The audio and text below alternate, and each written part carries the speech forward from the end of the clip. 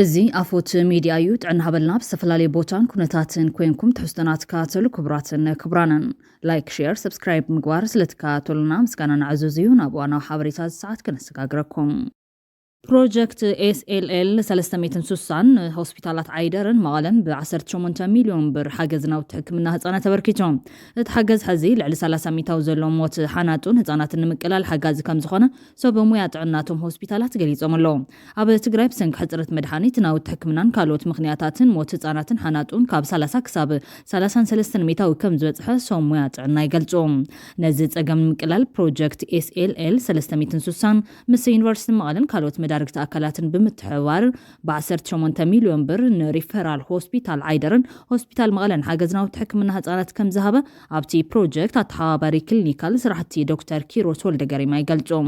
ሞት ሓናጡን ህፃናትን ሕዚ ካብ ዘለዎ ብፍርቂ ንምንካይ ዝተተሓዘ ትልሚ ንምዕዋት መንግስታውን ዘይመንግስታውን ትካላት እጃሞም ክፍጽሙ ዶክተር ኪሮስ ይጽውዑ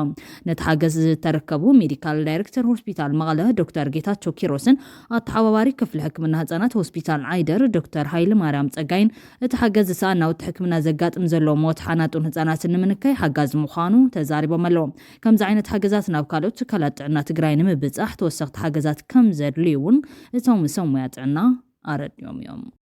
ብኻሊእ ሓበሬታ ብልጽግና ትግራይ ብውሽጣዊ ሓይሊ ንምቁፅጻር ዘኽእሎ ምድላው ይገብር ከም ዘሎ ተሓቢሮም ቅድም ክብል ኣብ ወሰን ዓፋር ክስልጥን ዝግበር ዝነበረ ዕጡቕ ብስርዓት ብልጽግና ዝተዋቐረ ኮሚቴ ኣቢልካ ክጠናኸር ምግባርን ሓደ ዝተተሓዘ ዓብዪ ሽርሕዮም እቲ ዝተዋቐረ ሕቡእ ኮሚቴ ተስፋይ ቱላን ሬድዋን ሁሴንን ካብ ኣማኻሪ ብሄራዊ ድሕንነት ዶክተር ጌዲዮን ጢሞቴዎስ ካብ ወፃኢ ጉዳይ ሚኒስተር ፊልድ ማርሻል ብርሃኑ ጁላ ካብ ሰራዊት ምክልኻል ኢትዮጵያ ከምኡውን ካልኦት ኣባላትን ዘለዎ ኮሚቴ ነታ ወሰን ዓፋር መሰረት ዝገበረ ዕጡቕ ሓይሊ ድጋፍ ክህቦ ብሕቡእ ይስራሕ ከም ዘሎ ዝረኸብናይ ሓበሬታ ኣመላኺቱሎም ኣብ ልዕሊ ጀነራላት ትግራይ ዕላማ ዝገበረ ናይ ቀንፀላን ማሰርትን እውን ሓደ ዝተተሓዘ ሕቡእ ትልሚ ምዃኑ ዘመልከተት ሓበሬታ ካብዚ ብተወሳኺ ባንፈት ጸለምትን ደቡብን ዘሎ ከም በዓል ጀነራል በላይ ስዩም ዝበሉ ኣመራርሓ ሰራዊት ብልጽግናን ኣብ ውሽጢ ትግራይ ዘሎ ናይ ፌደራል ናይ ስለላ ምሓውርን ነታ ኣብ ውሽጢ ትግራይ ክግበር ዝድለ ናይ ውክልና ወታደራዊ ምንቅስቓስ ቅንፀላን ዓመፅን ዘድል ደገፍ ክገብሩ ዝተቐመጠ ኣንፈት ከም ዘለውን ተሓቢሩሎም ብወገን ስርዓት ብልጽግና ዝተጣየሸ ኮሚቴ ሒዝዎም ዘሎ መደባት ቀዳማይ ኣብ ዝተፈላለዩ ከተማታት መሬት ውራሎ ብዝብል መበገስን ካልኦት ተዛመድቲ ኣጀንዳታትን ብምልዓል ዓመፅ ክካየድ ምግባር ካልኣይ ቅንፀላ ማሰርትን ምረዛን ኣብ ላዕለዎት ወታደራዊ ኣዘዝ ሰራዊት ትግራይ ዝዓርፉሉ ቦታ ብፍላይ ድማ ኣብ ሆቴላት መንበር ገዛን ምክያድ ሳልሳይ DDR መበገሲ ብምግባር ካብ ስርዓት ብልጽግና ብዝመጽእ ገንዘብ ኣቢልካ DDR በዓልና ክንህቢና ንዑ ብምባል ሰራዊት እናፈረሰ ናብ ዓፋር ንክኸይድን መሃያ ገይሮም ናብ ዕጡቓት ሓይሊ ክውደብን ሰፊሕ ስራሕ ንምስራሕ ኣብ ምድላው ይርከቦም ራብዓይ ኣብ ኩለን ኣርምታት ውሽጣዊ ሽርሕታት ብምክያድ ክፈርስ ምግባር ብፍላይ ድማ ኣርሚ 33 ኣርሚ 31 ኣርሚ 60 ትኹረት ዝተገበረለን ኣርምታት እየን ሓምሻይ ኣብዚ ሕዚ ሰዓት ብልጽግና ዝደልዮ ፖለቲካን ወታደራውን ዓወት ከየመዝገብ ቀንዲ ዓንቃፍ ኣይኮይን ዘሎ ሰራዊት ትግራይ ብምዃኑ ንዑ ንምድኻምን ንምብትታንን ኩለ መዳይ ምውዳድ ብምክያድ ብዕቱብ ክስራሕ ኣሎና ኣብ ውስጥናት ጀነራላት ትግራይ ታርጌት ብምግባር ኣዘዝ ሰራዊት ትግራይ ክጽሎን ብወቢልካት ሰራዊት ክብተን ምግባርን ቀንዲ ዝተተሓዘ ስራሕ እዮም ኣብ ልዕሊ ዝተፈላለዩ ኣዘዝቲ ሰራዊት ትግራይ ዝካየድ ወፍሪ ጸለምን ምጽልላን እውን ተጠናኺሩ ክቕጽል ምግባር ስርዓት ብልጽግና ቀጥታዊ ውግእ ካብ ምክያድ ብኸምስታት ሕቡእ መንገዲ ሰራዊት ትግራይ በዓሉ ንባዕሉ ክባላልዓን ክብተንን ምግባር ልዑል በጀት በጀቱ ኣብ ምስራሕ ይርከብ ይብል እቲ ዝረኸብናዮ ሓበሬታ ብኻሊእ መዳይ ዜና ዓወት ኣትሌት ኣተኸልቲ ኪዳኑ ናይ ውልቁ ቁልጥፍ ሰዓት ብምዝጋብ ተዓዊቶም ኣብ ሃገረ ፈረንሳይ ኣብ ዝተኻየደ 10 ኪሎ ሜትር ርሕቐት ዝሸፈነ ውድድር ጉያ ጎደና ትግራዋይ ኣትሌት ኣተኸልቲ ኪዳኑ ተዓዊቱሎም ኣትሌት ኣተኸልቲ ኪዳኑ ነቲ ዝተመደበ 10 ኪሎ ሜትር ርሕቐት ኣብ ውሽጢ 27 ደቂቓ 41 ሰከንድን ብምታው ቀዳማይ ኮይኑ ተዓዊቶም ኣትሌት ኣተኸልቲ ዝሓለፈ ዓመት ከተማ ኣዲስ ኣበባ ኣብ ዝተኻየደ ውድድር ጎደና 29 ደቂቓ 2 ሰከንድን ሰዓት ብምታው ዝቐልጠፈ ሰዓት ዝነበረ ኮይኖም ንፈለማዋን ካብ ዓዲ ወፃኢ ውድድር ኣካይዱ ናይ ውልቁ ቁልጥፍ ሰዓት ብምዝጋብ ተዓዊቱሎም ብኻሊእ ዜና ኣብ ሃገረ ቻይና ዝተኻየደ ፍርቂ ማራቶን ኣትሌት ኣለም ንጉስ ሻውዓይ ደረጃ ኣትሌት ብርሆ ገብረ ዮሃንስ ሻምናይ ደረጃ ሒዘን ውድድረን ዛዚመን ኣለዋ ኣፎት ሚድያ ምክትታል ትርከቡ ሕዝውን ኣብ ካሊእ ሓበሬታ ተሰጋጊርና ኣብ መቐለ ዝመደበሩ ራድዮ FM መቐለ 104.4 ዝነበሩ ናይ ሒሳብ ባንኪ ቁፅርታት ክእገዱ መካየዲ ስራሕ ዝነበረ ኣይተሓልፎም ንረአን ፌደራል ፖሊስ ደብዳቤ ጽሒፎም እቲ ስራሕ መካየዲ ኣብ ጻሕፎ ደብዳቤ ትካል ዝመሓደረሉ ዝነበረ ዋና ናይ ባንኪ ሒሳብ ቁፅርታትን ብዶክተር ደብረጽዮን ገብረሚካኤል ዝምራሕ ህወሓት ዝተሾመ ከንቲባ ዶክተር ዳበርሀ ዝተመዘዘ ሓድሽ ኣካያዲ ስራሕ ትካል ዝኾነ ኣይተ ዘመንፈስ ቅዱስ ፍሳም ዘይሕጋዊ ማሕተም ብምስራሕ ገንዘብ ክወጽእ ይገብር ምህላው እቲ ናብ ፖሊስ ፌደራል ኣብ ጽሓፎ ደብዳቤ ተመላኺቱሎም ኣይተሓልፎም ንብረ ብዘይ ሕጋዊ ጉባኤ ጥራሕ ዘይኮነስ ብሃገራዊ መረፃ ቦርድ ዝተነፀገ ጉባኤ ተመልሚል እየ ዝበለ ከንቲባ ዶክተር ረዳ ብርሃም ኣብ ጉዳይ 104.4 ሬድዮ ኤፍኤም መቐለ ብሻምባቆ ብረት ዝተሓገዘ ንዘሰጉሞ ዘሎ ዘይሕጋዊ መስርሕ ብኣግኡ እንተዝቁጥበሉ ክብል ከሲሶም እቲ ነባር ስራሕ መካየዲ ዝነበረን ንግዲ ፍቃድን ማሕተምን ናይ ስራሕ ፍቃድ ወረቐት ምሳየለ ዝበለ ኮይኖም ንቢሮ 104.4 ሬድዮ ኤፍኤም መቐለ ዝተቆፃፀረ ዋና ኣካያዲ ስራሕ ኣንእየ ኢሉ ነቲ ቢሮ ዘመሓድሮ ዘሎ ዘመንፈስ ቅዱስ ፍሳሓ ገና 3 ሰሙን ኣብ ዘይመልኦ ዕምሪ ስልጣኑ ንዘይሰርሐሉ ናይ 3 ኣዋርሕ ደሞዝ ብፎርጅድ ማህተም ካብ መንግስታዊ ካዝናት ሬድዮ ጣብያ ሙሳዱ ኣረጋጊፅ ኣለኹ ክብል ከሲሱሎም ኣይተ ዘመንፈስ ቅዱስ ዛጊድ ነቲ ዝቐርበሉ ክሲ ዝሃቦ መልሲ የለን ብዶክተር ደብረጽዮን ገብረ ሚካኤል ዝምራሕ ጉጅለ ሕወሓት ዝድግፉ ኣዘዝቲ ዝምርሑ ሓይልታት ትግራይ ኣብ ከተማ መቐለን ዝርከብ ራድዮ ኤፍኤም መቐለ 104.4 ከም ዝተቆፃፀሩ ተረጋጊፁ እዮም ኣባላት ሓይልታት ትግራይ ዝኾኑ ዕጡቃት ነቲ ትካል ብምቁፅፃር በቲ ብዶክተር ደብረጽዮን ገብረ ሚካኤል ዝምራሕ ክንፊ ሕወሓት ዝተሸመ ሓላፍን ሓድሽ ኣመራርሓ ቦርድን ከኣቱ ከም ዝገበሩ ቢቢሲ ዘዘራረቦም ሰራሕተኛታት እቲ ትካል ገሊፆም እዮም ንድሕንነቶም ሽሞም ዘይንገልጾም ሰራሕተኛታት እቲ ትካል ብሓይሊ ሰራዊት ሒዞም መጺኦም ነቲ ሬድዮ ጣብያ ተቆፃፂሮም ኣለዎም ብሰራዊት እዮም ተዓጂቦም መጺኦም ሕዚ እቲ ሰራዊት ነቲ ትካል ክሕልዎ ከም ፀንሑን ሰራሕተኛ ደንፂዎ እዩ ዘሎ ኢሎም ኣለዎም ነቲ ትካል ምስ ዝተቆፃፀሩ ዕጡቃት እቲ ቅድሚ ሕዚ ኣመራርሓት ራድዮ ጣብያ ክኸውን ከም ዝግብኦ ይሙግት ዝነበረ ኣይተ ዘንፈስ ፍሳን ሓድሽ ኣመራርሓ ቦርድን ከም ዝመፁ ሰራሕተኛታት እቲ ትካል ሓቢሮም ነይሮም ብመሰረት ደንቢ በዓል ስልጣን ብሮድካስት ኢትዮጵያ ብፍቃድ ክልላዊ ቴሌቪዥን ትግራይ ዝንቀሳቀስ ራድዮ ኤፍኤም መቐለ 104.4 ካብ ዝምስረት 16 ዓመታት ዝቁፀር እንትኾን ኣብ መወዳእታ ጥሪ ዝዓመት ዕጡቃት ነቲ ራድዮ ጣብያ ንምቁፅፃር ፈቲኖም ከም ዝነበሩ ይዝከር እዮም ኣብቲ እዋን ብዶክተር ደብረጽዮን ገብረ ሚካኤል ዝምራሕ ፍንጫል ሕወሓት ብሽም ቤት ምኽሪ ከንቲባ ከተማ መቐለ ክኸውን ዝተሸመ ዶክተር ረዳይ ነቲ ራድዮ ጣብያ ዝመርሕ ኣይተ ዘመንፈስ ፍሳ ዝበሃል ሓላፊ መዚዙ ነይሩ እንተኾነ ግን ፕረዚደንት ጊዜያዊ ምሕዳር ትግራይ ጌታቸው ረዳ ከንቲባ ኮይነ ተሸመ እየ ንዝብል ዶክተር ረዳይ ብምጋድ ኣብ ክንድኡ ናይተ ብርሃነ ገብረ ኢየሱስ ከም ዝሸሞ ይፍለጥ እዮም በዚ ድማ እቲ ኤፍኤም ራድዮ ብዕጡቃት ንምቁፅፃር ዝተገበረ ፈተነ ፈሺሉ ነይሩ እንተኾነ ግን ድሕሪኡ ኣብ ዝተገበረ ፈተነ ኣብ ቁፅር ከም ዘውዕልዎ እዩ ዝግለጽ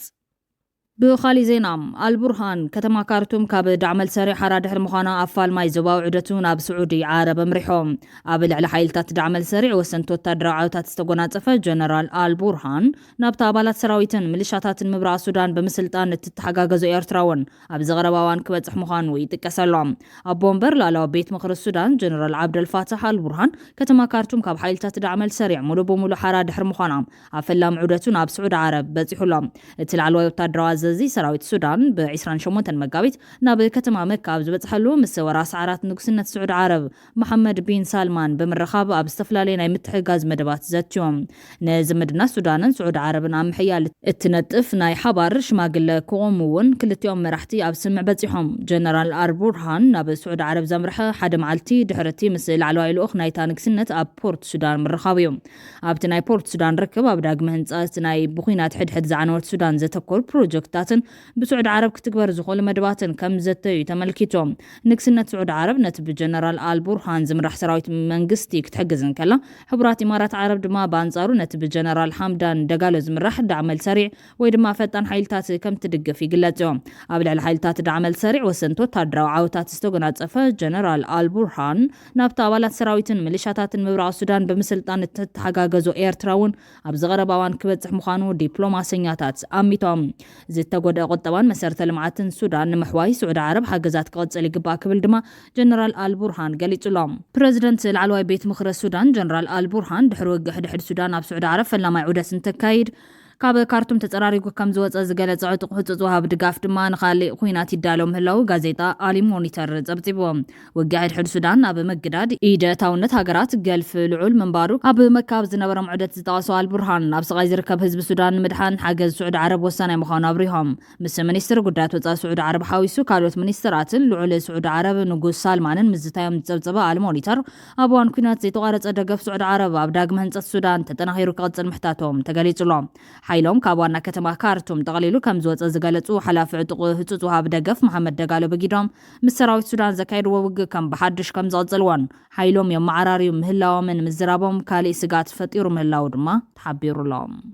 رئيس ممحدار سوماليلاند ماخلاي منقست سوماليا بربرا زركا ودبن مدبر حيل ايرن امريكا خطقواصرو مصوعو كم زتحساسبو غليصوم بربرا بسميناو غماغم بحر سوماليلاند اب استراتيجيكاوي وشمت عادن تركب كتما سوماليا ب1991 كوينات حدحد اب استبارع اللوان ناصنتا زاوجت سوماليلاند اتوم ودباتن مدبر ايرن اتاب مقادشو زركا منقستي بيدوانينو زلقسوم هيابات كم زغون فليطام ابتي بريزيدنت سومالي حسن شيخ محمد نا بريزيدنت امريكا دونالد ترامب زصحفو دبداب ريتورس ونزرايو او شتلولاو غزات سوماليا زركبو ودبن مدبر حيل ايرن امريكا خطقواصرو عدم قريبولولا بتوسخي ابت دبداب سرحيتات صت امريكا بتزوا كحيل مخان طايسلام منستر غدات وزاي سوماليلاند عبد الرحمن داهير عدن نتسقمتي عقلي صبتاو كبل نصيغولا ترامب داغماين اب سلطان قدم ممصو امريكا نتاستات 34 عامتات كم هاجر دفاكتو ستيت خوينا صنحت سوماليلاند افلطو اتب قداميت هاجر كتكون ملكتاتن تسفاتات نيرو عبد الرحمن داهير عدن ابي حساب صحفه غبرملسي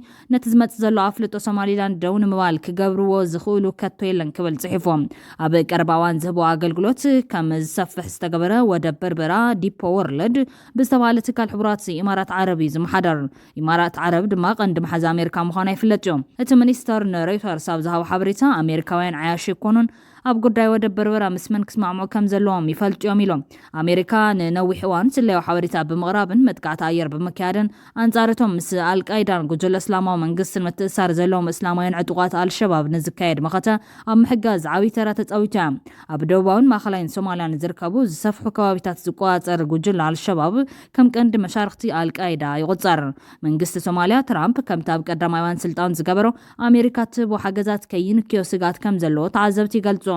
منغست سوماليا بزمدنا امريكان سوماليان موياو مخرن مركب بزبل مسحدا واشنطن زركب عمالاد تكال اب عامتنا $600 سمع اب تحساس فريمونيروم ريترز اب تبع 16 مغابيت كم استلاخذ قلت دبداب امريكا نتن عالم لخاين مودادرتا بقرن افريكا زلون صلوا بخمي كحجزا كم زخل يحبر زوم استراتيجيكا قمامطا زلوم مسالطياتات امريكا بتزوان زلوا تساتفون مدلدال عدل زهويام ناي دغتنا حنحتي اب زوسان وش مطلا وكي مسرتون يغت يبل تدبداب انتخونا جن فيدرالاو سرعت سوماليا نت بريزيدنت محمد ابتا كفيلا ورسم محدار زلوا اب سميناو مبرا بونتلاند زركب ودب بوساسو كهب نزغرو عدمون كعنقفو يخوليوم سبسلطان بونتلاند زاغير بزعوات دبداب ريتو اي حابون زلو يخون بر غارو اونلاين استبعال مع خنزينات عدمان سبسلطان تخباب كيم مخرو زغربو انتخوينو زمدنا بونتلاندن معادشون زياده كتحلالخ كم زغل عملكيتو تخالاي استتقسم مدبر حيل اير راب سميناو معراب رئيس كتما بالدوغلاز ركب خوينو حيلتات سوماليا انصار الشباب نزكايد ووج بوتادرات امريكا سلطنا كرخبولو زصنحو مخاني فلطيوم اب سوماليلاند زركب ودب من چختع كون لو من مجمرتا غيزي كونان اب زحلف عامتون دحرت ايثيوبيا في دغ بحر نمركب بزبل مس سوماليلاند زفرمتو سمع حيال وطري بمنغاسو تركيا مش مقال كمتركب يفلط سوماليا سوماليلاند كما كال غزاتا سلت غزرا نتسقمتي تغبار ورار كتبل كونيناتو نيرايا كبراتن كبرانن كابافوت ميديا استدالوت حستو الساعة تقريبا زازيمنا لايك شير سبسكرايب مقبار بيت سبافوت كونو سناي غزا دمان منا